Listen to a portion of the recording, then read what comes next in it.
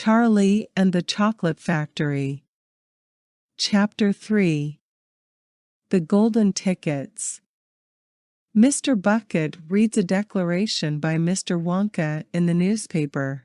After 10 years of mystery, he is inviting 5 children to tour his factory.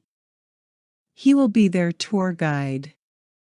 Furthermore, at the end of the tour, each child will leave the factory with a lifetime supply of Wonka goodies.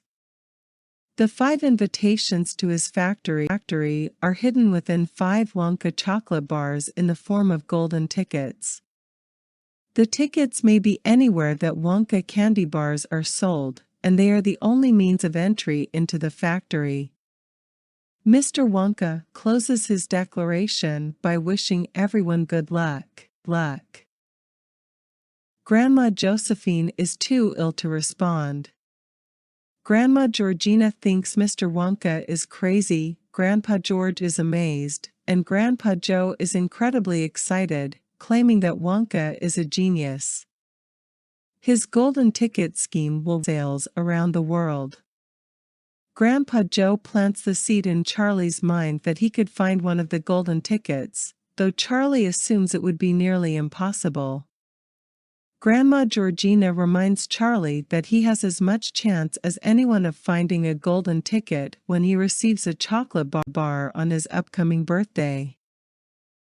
Grandpa George quickly contradicts his wife, explaining that Charlie only gets 1 bar a year and the winners will be children who can afford endless bars of chocolate. A newspaper article tells the Bucket family that Augustus Gloop, a tremendously fat little boy, has found the first ticket. The town in which Augustus lives throws a parade in his honor. His mother explains to the newspaper how proud she is of her son. She explains that Augustus was bound to find a ticket because of his gigantic appetite. After all, eating is his hobby, which Mrs. Gloop defends as being better than being a hooligan or playing with toy guns. She also explains that Augustus would not eat so much unless he needed the nourishment. Mothers respond to the article with disgust. After Augustus finds the first ticket, the entire world becomes preoccupied with finding the remaining 4 tickets. Stories abound of parents and children alike searching for the tickets. Mothers buy chocolate bars by the dozen, children destroy their piggy banks, and one gangster even robs a bank in order to get money to buy chocolate bars. A Russian woman claims to find the second ticket, but it turns out to be a fake. An English scientist creates a machine to determine whether a golden ticket exists within a bar of chocolate without unwrapping it, but while demonstrating the machine he inadvertently steals a gold filling from a duchess's mouth. The second ticket is found on the day before Charlie's birthday.